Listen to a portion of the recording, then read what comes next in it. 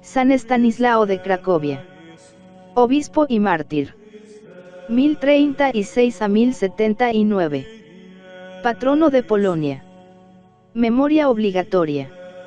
11 de abril. Desde que la Iglesia existe, no han faltado nunca voces generosas para hacer resonar el lenguaje de la justicia en presencia de los tiranos. El siglo XI de nuestra era nos ofrece ejemplos famosos: San Gregorio VII, frente al emperador Enrique IV, frente a Guillermo el Rojo de Inglaterra, Lanfranco y San Anselmo, frente a Boleslao II de Polonia, el obispo Stanislao Szczepanowski. Boleslao era un príncipe ambicioso y valiente. Gran guerrero, jinete incansable, galopó victorioso a través de las llanuras de Hungría, por las estepas rusas y por los campos pantanosos de Pomerania. Nadie, dice el hagiógrafo, más atrevido que él en el combate, más ágil en la carrera, más diestro en el manejo de la lanza y más sufridor del hambre y del frío. Pero este afortunado conductor de ejércitos era un monstruo. Su palacio se había convertido en un harén. La vida, la hacienda y la honra de sus vasallos eran pasto y juguete de la voracidad insaciable de sus apetitos y de sus instintos sanguinarios. Nadie en Polonia se atrevía a resistir a sus caprichos.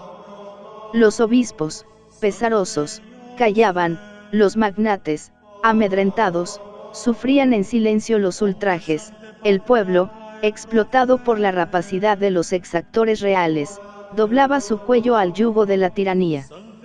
Solo un hombre tuvo valor para levantarse frente a la oleada de sangre y concupiscencia que manchaba las gradas del trono. Fue Estanislao. Nacido de noble familia en un pueblo cercano a Cracovia, Estanislao había viajado en su juventud por las regiones occidentales de Europa, había escuchado a los maestros de Chartres y París, precursores de Abelardo, y había observado el renacimiento religioso y literario que alentaba entonces en la cristiandad. Rico de conocimientos y de experiencias, volvió a su patria, distribuyó sus bienes a los pobres y se hizo clérigo de la comunidad catedralicia de Cracovia. A los 36 años era ya obispo de esta ciudad, un obispo austero, limosnero, celoso y enamorado del programa de reforma que el pontífice romano acababa de lanzar por todos los países de la catolicidad. Pero era inútil hablar de reforma en aquella tierra, donde la corte apestaba de putrefacción moral. Un último escándalo había acabado de irritar los ánimos. Había en Cracovia un caballero cuya esposa pasaba por la mujer más hermosa del reino.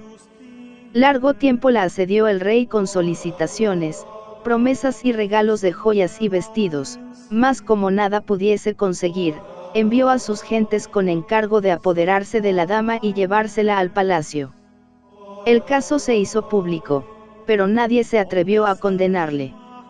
Y he aquí que cuando todos callaban, Estanislao se presenta delante del rey, le habla respetuoso y enérgico, le afea su conducta y se retira sereno, después de haber amenazado con la sentencia de la excomunión.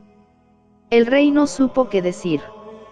Aquello le pareció tan extraño, que quedó como petrificado, sin fuerza siquiera para estallar en una de aquellas sus cóleras salvajes. Fue un paso inútil.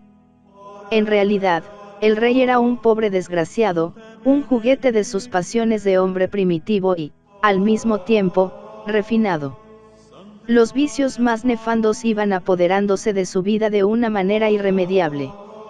Ya no le bastaba su harén, del adulterio había caído en la sodomía, de la sodomía, en la bestialidad.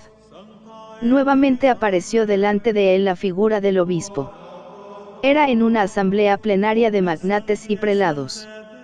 El vasallo tenía ahora el aspecto de un profeta. Habló de los juicios de Dios, de la perdición de las almas, de los eternos castigos, recordó las leyes santas de la continencia y del deber e hizo brillar ante los ojos del rey los rayos de Roma, que sacuden y derrumban los tronos. Pálido de ira, el rey descargó sobre él un torrente de injurias. Los cortesanos temblaban, La escena iba tomando un aspecto trágico, y el obispo se disponía a contestar, cuando algunos guardias se apoderaron de él y le arrastraron a la calle. Poco después, un cortejo extraño se detenía delante del palacio episcopal. Al frente de él marchaba el rey, junto a él, su jumento favorito, adornado de joyeles de plata, cubierto de púrpura y de seda, enguirnaldado de flores y cubierto de perfumes. Detrás, una muchedumbre de cortesanos y cortesanas que danzaban y reían ruidosamente, y al fin, un coro que cantaba versos obscenos. Era la respuesta de Boleslao a la exhortación episcopal. Pero esta respuesta tuvo también su réplica, y fue que al día siguiente el animal apareció mutilado, las narices cortadas, afeada la boca, los morros, sangrientos. El dolor del rey no tenía límites. ¿Dónde está ese perro?, gritaba, agitado por convulsiones de locura. Tengo que acabar con él, tengo que cortar sus labios, su boca, sus orejas, sus mejillas, sus manos y sus piernas. En aquel momento decía misa Estanislao en una capilla dedicada a San Miguel que había en las afueras de la ciudad.